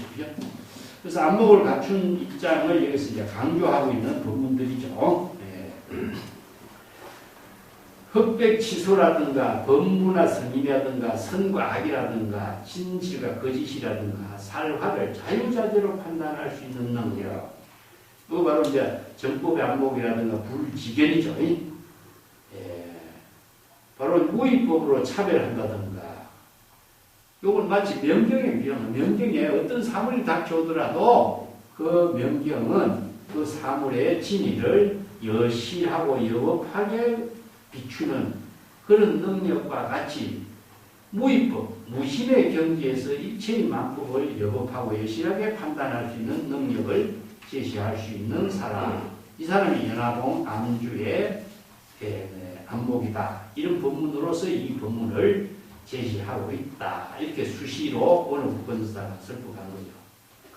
자, 이런 경기를 갖출 수 있게, 정법의 안목을 갖출 수 있게 가히 시방 세계에 병리천인하고 시방 세계를 차단하고 홀로 병리천인하면서 청길 그 낭떠러지에 우뚝 올라선다 이런 말이거든요.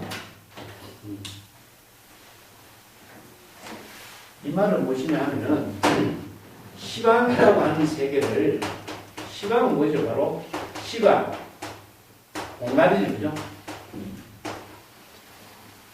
시간 공간에 존재하는 일체의 만법을 말해요. 시방을 차단한다 이런 말을 쓰거든요. 시방이라는 곳은 일체 공간적으로도 시간적으로 모든 것이 하나의 우주죠. 우주. 우주에 존재하고 있는 모든 사물, 자, 시간과 공간 속에 존재하는 시방의 일체의 모든 만물을 말해요. 자, 이게 바로 무명무상 전일체의 경지를 이룬다 이거죠. 우리가 이제 시방 세계의 모든 만물은 뭘로 이루어졌습니까? 언어나 문자나 이름으로 이루어졌잖아요. 시간도 마찬가지, 공간도 마찬가지고 사물의 모든 존재가 방편의 언어나 문자나 명칭으로 이루어지잖아요. 그래서 이런 언어나 문자나 명칭으로 이루어진 시방의 모든 세계의 대상을 차단시킨 거예요. 그리고 병립천인이요. 이렇게 병립이라는 것은 깎아지른 절벽을 병립이라고 하고 그 깎아지른 절벽이 천립이에요. 천길이라는 이게 깎아지른 절벽에 천길이 되는 우뚝 솟은 그 가운데서 홀로 서 있는 거죠. 이거 뭡니까? 바로 독보예요. 짝이 없어. 이게 무반열하네. 짝이 있으면은 대상이 있는 거예요. 이게 독립이기 때문에 짝이 없어. 대상이 없기 때문에 홀로 독보행을 하는 경지를 이루는 것을 말해요. 그래서 이걸 이제 단소독보 이렇게 써진다. 단소독보. 우리가 무소의 불처럼 홀로 가라 이런 말도 이런 표현들이에요. 반열 없는 거예요. 짝이 없어. 무반열로. 짝이 있으면 뭡니까? 바로 주객이라든가 자타라든가 나와 남이라든가 이런 짝이 생기는데 짝이 없기 때문에 홀로 가는 거예요. 단소독보. 이걸 이제 노자 같은 데서는 독립주행이가 이런 말을 써요. 독립주행.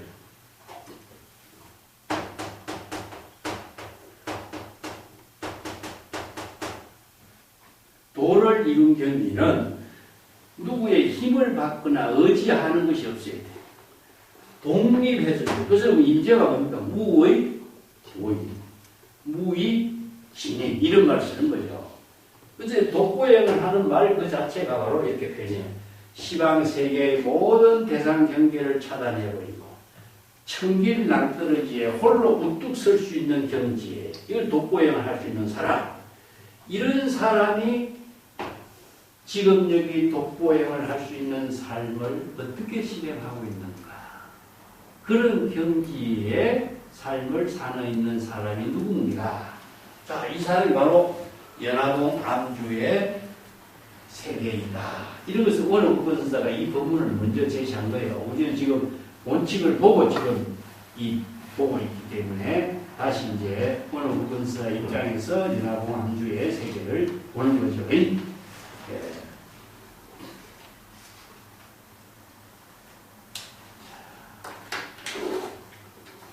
여기 원어국어선사의 평창의 법문 또 몇 가지가 중요한 내용이 있어서 이걸 좀 소개를 해보겠습니다.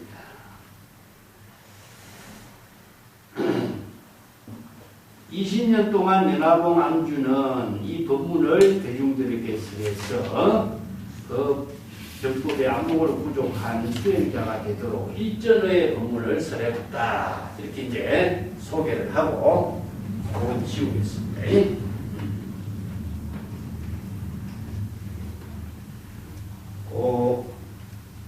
주장자가 방편의 도구로서 임시 방편의 음구와 같은 입장으로 사용하고 있는 것을 여기서 이제 어느 국본사가 이렇게 도는 본래 무언이 이는 흔도다 이 말을 여기서 되게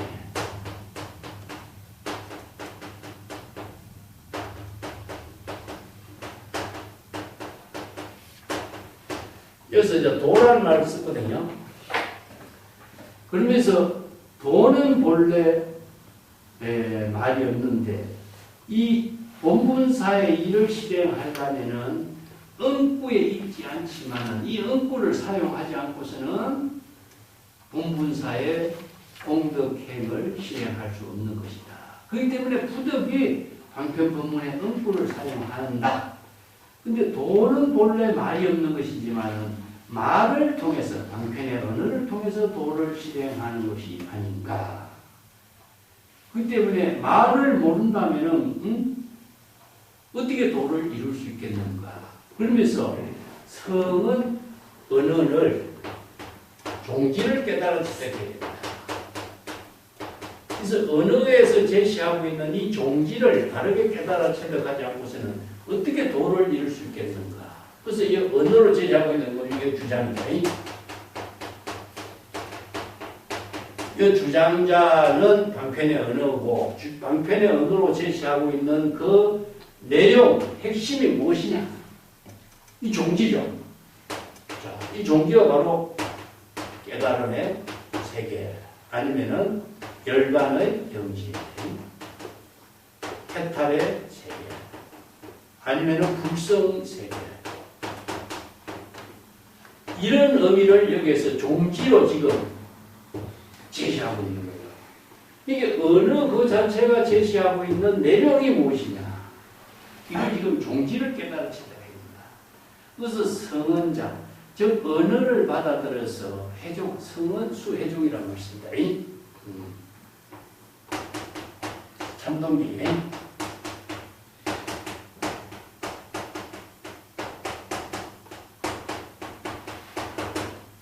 언어를 우리가 통해서 불법을 수행하고 공부하지만은 이 언어 속에는 반드시 그 종지가 있는 것이다. 이 종지를 깨달아 체득하지 못하면은 언어 방편의 언어가 제시하고 있는 그 종지의 핵심을 깨달아 체득하지 못하면은 우리가 언어를 통해서 도를 어떻게 이루느냐. 그래서 도를 이루는 핵심이 언어 속에 담겨져 있는 종지라는 것이 사실이죠. 그래서 연화봉 암주가 제시하고 있는 그 법문의 핵심, 이것을 바르게 깨달아 체득해야 된다. 이런 법문을 여기서 편창에서 쓰라고 있습니다. 그런데 그 언어하고 도하고 법하고 그러면 관계는 어떤 관계냐? 이걸 갖고 문제입니다. 우리가 중국 선생들이 경전에서는 이걸 이제 법이라고 많이 쓰죠. 그죠? 법은 본래 무명자, 어느 문자가 없는 것이고, 그렇지만 제불은 어느 문자로서 법을 설법했다 이런 말 쓰잖아요. 중국의 선생들은 도는 본래 어느 문자가 없는데 언어를 통해서 도를 나타냈다. 그러면 법하고 도는 같은가 다른가 이런 말이죠. 어떻습니까? 도라고 하는 말도 방편의 언어고 법이라고 하는 것도 방편의 언어죠. 근데 법이라는 언어는 경전에서 사용하고 있는 인도적인 표현이라고 한다면 도라고 하는 말은 중국인들이 사용하고 있는 언어예요. 이게 내용은 사실상 같은 말이에요. 자, 궁극적으로 뭐가 예비됩니까? 마음이죠. 마음의 지혜가 작용되는 것을 도라고 표현했고, 마음이 지혜가 도로 실행하는 것을 도로 표현해요. 궁극적으로 이것을 마음이 어느 문자로 법, 도, 마음하고 어느 문자로 다 이루어지죠. 이 관계를 정확하게 방편 본문으로 설법한 것이 말이에요. 자, 연결해 봅시다. 마음의 세계하고 언어의 세계하고 이 관계를 방편 도구로 이루어지는 언어를 통해서 진여일심이 영업하게 지혜로 작용하고 진여일심이 영업하게 도로 실행되는 거죠. 그게 도라는 말이나 법이라고 하는 말을 다른 말로 본다면 해탈, 열반, 깨달음과 같은 말이에요. 그런데 해탈, 열반, 깨달음이라고 하는 말을 불교에서는 법이라고 했고 중국 선에서는 도라고 해요. 이게 언어의 핵심으로서 제시하고 있는 종지는 같은 것인데 방편의 언어는 뭡니까? 수없이 다르죠. 이 때문에 방편의 언어가 제시하고 있는 종지를 깨달아 체득하지 못하면 방편의 언어에 속박되어 가지고 본질을 알지 못하는 이런 문제가 나와요. 그래서 우리 가장 중요한 내용의 하나가 또 이런 말이 있어요. 환경에 신이 도원 공동을 하는 말이 있어요. 여기 도란 말이 나와요.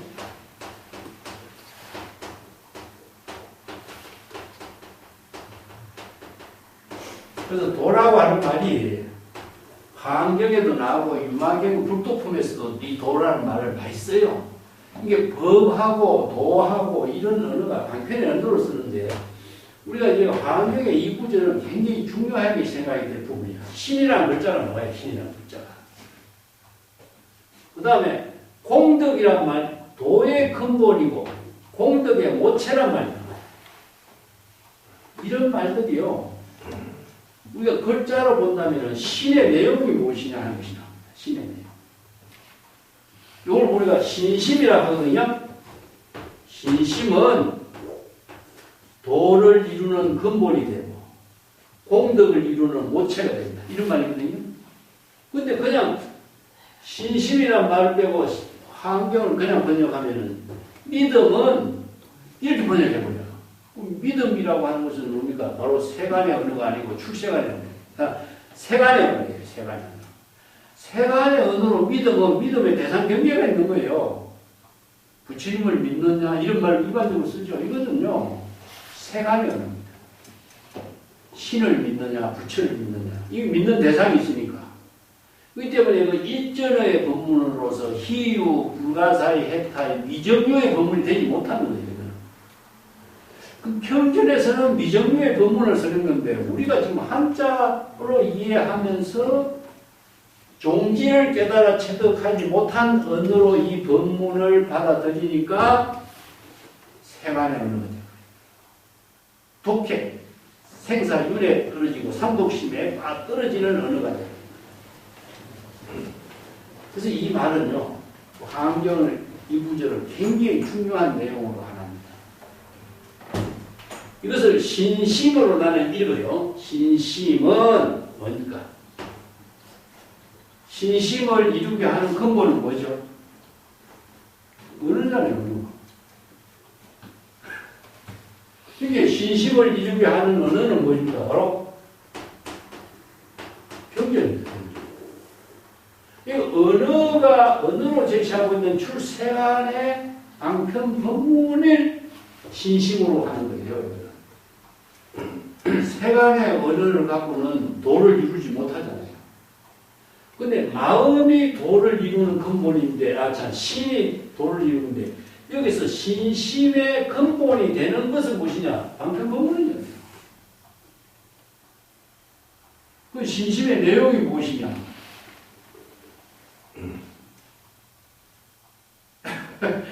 그게 신의 내용이 종지로 볼지에는 출세간의 방편법문. 그래서 이걸 불법이라고 해요. 불법. 자, 경전에 말씀을 뭐라고 했습니까? 제불교제가 설법한 말씀이잖아요. 그죠? 이걸 불법이라고 해요.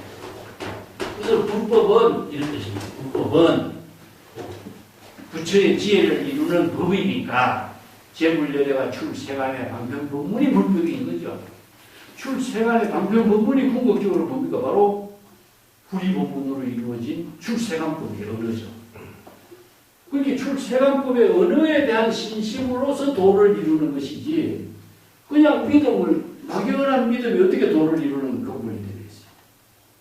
이 말이 굉장히 정확하게 이해하지 못하고, 종지를 이해하지 못하고 이 언어를 받아들인다면 평전을 공부해도 아무런 이익이 되지 못해요. 애매한 자격이 없는 것이 되는 거죠. 이와 마찬가지거든요. 그래서 이게 도를 이루는데 언어라고 하는 것 자체는 방편의 언어지만은 방편의 언어를 통하지 않고서는 도를 이루지 못하는, 도에 이루는 언어 그 자체는 종지를 체득하지 않고서는 도를 이루지 못한다. 이 뜻입니다. 이런 본문들을 지금 오로 국권선사가 지금 평창에서도 이렇게 설명을 하고 있어요. 거기에 또 주장자 가지고 법문을 한 것이 있는데, 그것은 좀 생각을 하고, 또 하나 더, 아까 음양존자 이야기는 여기에 본문에 나오는 내용하고 연결되어 있기 때문에 소개를 하겠습니다. 연화봉 암주가 스스로 궁극적으로 그걸 어떻게 해야 되는가? 주장자를 빗게 든 채 연문 팔지 않고 천봉우리 만봉우리 속으로 들어간다. 이런 말 했죠. 그죠? 이 뜻은 무엇이냐 하면은, 음구 속에 눈이 있고, 말밖에 뜻이 있고, 스스로 일어났다, 스스로 넘어지고, 스스로 놓았다, 스스로 거둬들인 것이다. 이렇게 해석해요.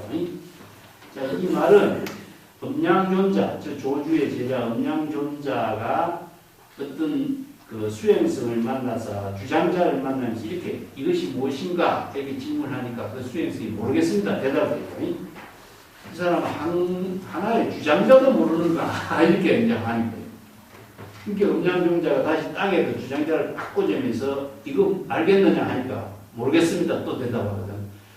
이 사람은 주장자가 푹 패인 푹 파인 이것도 모르는가 이렇게 대답해요. 그러면서 이제 주장자를 긁어지면서 주장자를 비껴들고 한눈 팔지 않고 천봉우리 만봉우리 속으로 들어간다. 이렇게 개송을 해요. 요 음양존자의 개송을 가지고 연화봉 암주가 자신이 대답을 한 거죠. 그래서 여기에 대해서 설두선사가 유명한 개송을 읊은 것이 있는데, 이 개송 속에는 여기서 좀 생략하겠습니다만, 개송의 핵심은 무엇이냐? 몰종적이에요. 몰종적. 자취나 흔적을 남기지 않는 겁니다. 천봉우리 만봉우리라는 것은 봉산과 같아요. 봉산. 자취나 흔적 없이 지금 여기 자기 본분사 일을 실행하는 것, 이게 주장자를 들고 자치나 흔적 없이 천봉오리 만봉오리 자기 본분사 일을 실행하는 것이다. 그래서 천봉오리 만봉오리로 간다 하는 그 자체는요, 대상 경계를 향해 가는 것이 아니라 무척을 하는 거예요. 무척.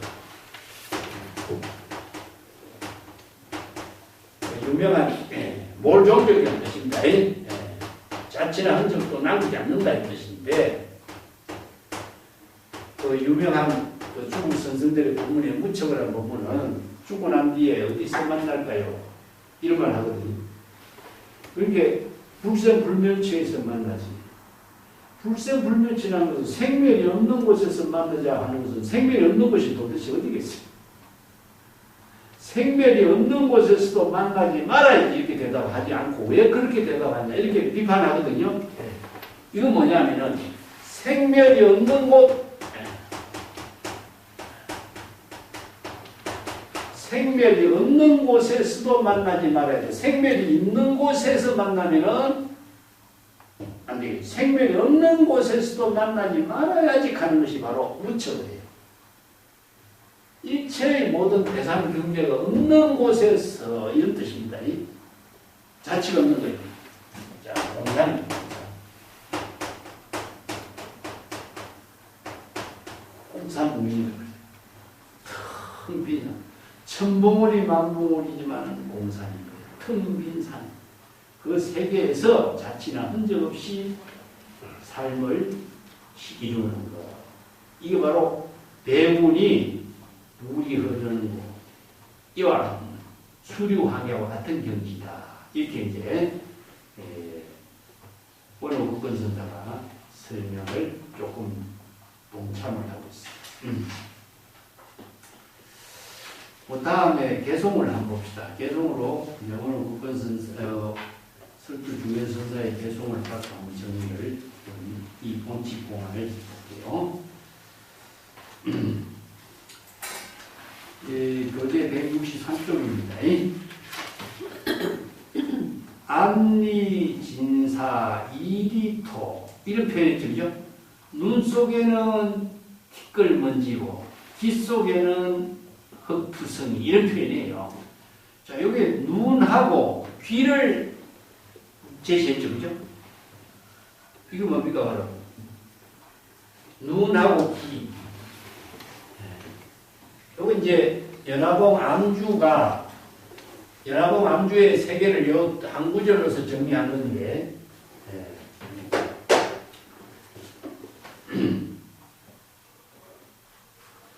눈 속에는 티끌, 귀 속에는 흙덩어리, 암주 눈에는 먼지가 가득하고 귀에는 흙이 가득함에도 불구하고 자신의 입장은 전혀 관계하지 않고 이런 의미죠. 견문각지, 여기 육根육진의 모든 대상 경계를 다 초월해서 중생들과 함께 오살도를 실천하는 법문을 제시했다. 이게 화강동기야. 그래서 이제 철연상경과 같아요. 중생의 세계에서 중생들에게 출세간의 지혜를 깨달아 제득하는 법문을 쓰라는 것을 이제 연화봉 암주의 입장을 이렇게 얽은 거예요. 동사설이에요, 동사설. 이걸 이제 노자에서는 화강동기라고 하는데, 그 연화봉 암주가 중생교화의 설법의 일부의 법문을 제시하도록 평생 이 법문을 제시한 그 입장을 이렇게 첫 번째 개송에서 읽고, 두 번째는 천봉, 만봉, 불봉주요. 이것은 천봉오리, 만봉오리 그 깨달음의 경계도 안주하지 않다. 그 주장대를 들고 중생들이 사는 일체의 차별세계 어디에 가도 자치나 흔적도 남기지 않고 이런 뜻이죠. 깨달음의 경주, 해탈열반의 경지, 본래 면목의 경지, 그 경지에도 안주하지 않고 중생들에게 설법하는 교화행을 했다. 근데 어디로 들어가고 있는가? 근데 이 암주의 행방을 찾고 있고, 뭐 암주의 그 소식을 찾으려고 하는 것을 수행자들에게 경책하고 있는 개송을 설주 중개선사가 하고 있어요. 그래서 설두 중요선사가 이 개성을 넣고 난 데에서 아울러 법권선사가 이렇게 이야기합니다. 설두의 개성은 매우 훌륭하다. 몸을 젖힐 줄 알았기 때문에 한 곳에서만 머무르지 않았고 눈 속에 티끌, 귀 속에 흙이라고 했는데 이 구절은 연화봉 암주를 읊은 노래다. 납선들이 여기에 이르러서 우르르골 부처도 아래로는 자기 자신을 의식할 대상도 없다. 남전선사가 도를 배우는 사람 중에서 어리석고 우둔하고 바보 같은 사람, 치둔인을 만나기 어렵다 이렇게 설부가 했는데 치둔은 연울역치한 사람이거든요. 이것만 노자에서 이야기하기에 도인은 마치 바보 같은 사람, 어리석은 사람 이런 표현을 이제 치둔인이라고 해요. 그래서 남전선사가 진정한 바보같이 우둔하게 수행에 몰입할 수 있는 치둔인을 만나기 어렵다. 이런 이제 본문을 쓰는 것은 이제 여기에 연화봉 암주에다가 이 죄의 사량 분별을 초월한 경지에서 이렇게 오로지 자기 본분사의 설법으로서 일반한 사람의 모습을 이렇게 읊은 거예요. 자, 근데 법등 스님의 누가 이 스님의 법문의 뜻을 제대로 알겠는가?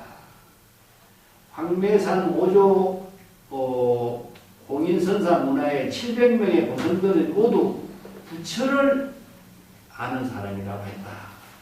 그런데 6조 노행자는 도를 아는 사람이라고 했다. 자, 부처를 아는 사람, 부처를 깨달아 아는 사람하고 도를 아는 사람하고 뭐가 차이 나느냐? 이것을 문제로 던져요. 아까 이야기했죠, 그죠? 예. 자, 여기서 해불, 해도 이런 표현. 자, 같은 말일까 다를까 말이에요. 예? 부처와 도는 다른 것입니까? 같은 것입니까?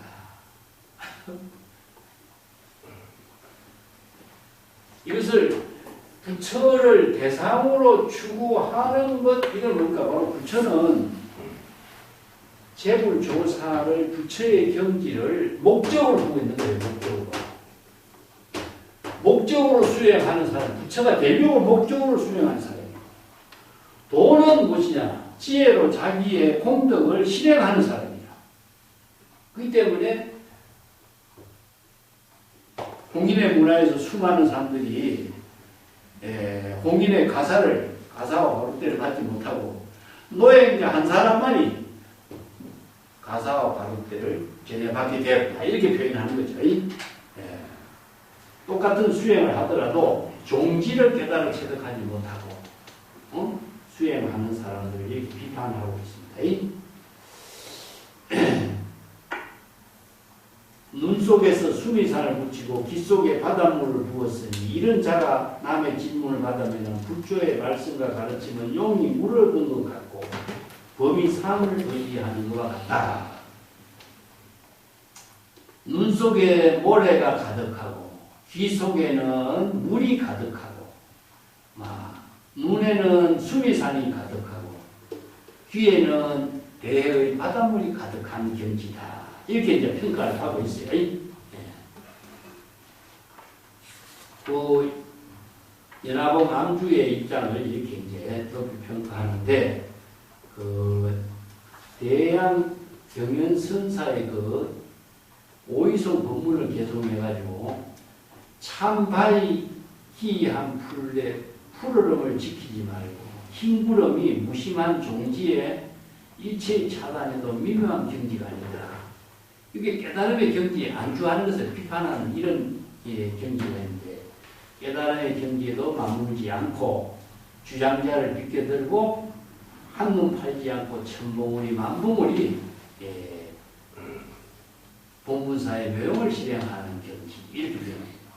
그 밑에 이제 세 번째 구절이 꽃이 떨어지고 물이 흐르니 아득하기만 하다. 낙화유수 태망망이라 했죠. 그죠? 이 경지는 자연법이죠. 이 산중문답의 200의 그 유명한 법문 있잖아요. 그죠? 근데 이게 벽산에 사는 일이 무엇인가? 왜 무슨 일로 그대는 그 산중에 살고 있느냐? 그렇게 질문하니까 그 산중에 살고 있는 사람이 웃으면서 대답을 하지 않아. 예, 신조부답에 신이 부답에 신자한이라 그래. 신자한. 이 신자한이란 말이 이제 산중에 사는 사람들의 경기를 표현해요. 여기 전학의 한 노인이 했지 한이란 말이죠, 그죠?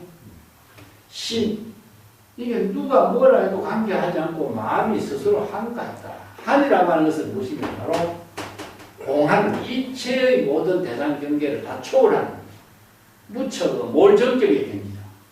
자치나 흔적이 없는 시, 텅 비어진 경기다. 그런 경지에 마음이 텅 비어진 경지에 살림 사례는 뭐가 보이느냐?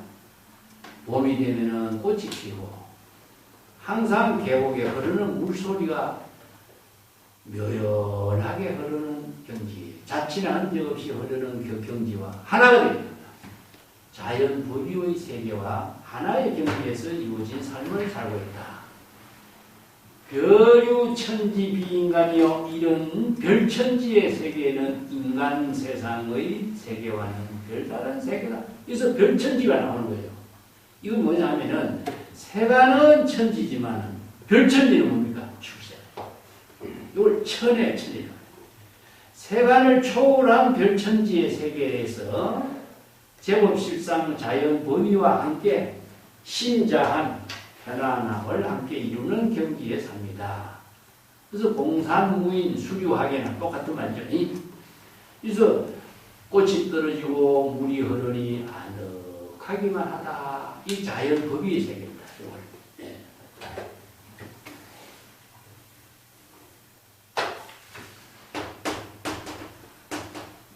공산무인의 수류하게.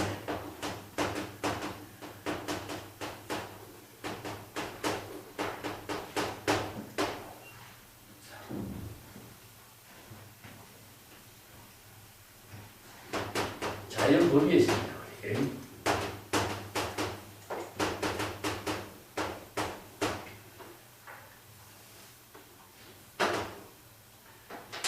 자, 왜 우리가 자연 법의의 세계를 강조한다면은 진여자연이기 때문에 그래요. 우리 진여 일심이 자연 그 자체, 본래 자연이라고 해요. 본래 면목을 본래 자연이라고 합니다. 그래서 이제 진여 일심은 자연 법의요 본래 자연이기 때문에 이것은 제법 실상과 하나가 돼요. 그래서 이걸 불교에서는 제법 실상법이라고 설명해요. 그래서 이 15도에 보면은 9번째가 뭐죠? 수류합니다. 물이 흐르고 꽃이 피는 세계를 15도에서는 9번째 지셨어요. 이걸 제법 실상의 세계. 그래서 불교에서는 제법 실상법을 제불열애가 발견해서 방편부문으로 쓰라는 것이 출세관법이거든요. 그래서 법화경에서 제불열애가 출세해서 불지견으로 제법 실상법을 여실지견하고 일체 중생들이 모두 여실지견의 안목을 불지견을 부족하도록 개시 오입한 거예요. 그래서 일체 중생이 진여일심이 자연법의로 본래 자연의 경지를 깨달아 체득할 수 있는 법문을 쓰라는 것이 출생한 법문입니다. 그 여기에서 낙화, 유수, 태망망, 요 제법 실상의 세계가 누구냐? 바로 연화봉 암주는 제법 실상의 세계에서 정법의 안목을 제시한 법문을 썼다. 이런 표현들이에요. 자, 마지막 구절이 뭐냐? 척기 미모 하척이요. 척기란 눈썹을 치게 올린다는 뜻입니다. 눈썹을 치게 올리고 멀리 똑바로 보려고 하는 거죠. 그죠? 여기서 연화봉 암주가 연화봉 암주의 성기의 지혜 작용이 너무나 뛰어나는데 그것을 수행성들이 암주의 성기의 지휘작용을 찾아보려고 이렇게 눈썹을 치게 들고 이렇게 이제 살펴보는 걸 말이에요. 그런데 어디에도 대상 경계로 보이질 않아. 자치나 흔적이 없기 때문에. 그래서 낙화 유수, 유수처럼 어디에도 대상 경계에 머무름이 없기 때문에 대상 경계로 보이지 않고 암주는 정방석화와 같은 방편 지혜를 실행했기 때문에 대상 경계 자체는 흔적으로 남아있질 않아요. 그래서 몰종적이거든요. 그것을 중생심으로 대상 경계로 어느 문자를 통해서 알려고 한다면은 오히려 차별 분별심에 떨어지게 될 것이다. 이런 뜻입니다. 암주의 안목의 경계를 갖춰야 암주의 세계가 보인다. 이런 말입니다. 자, 오늘 25칙은 여기서 마치십시다. 네. 네, 감사합니다.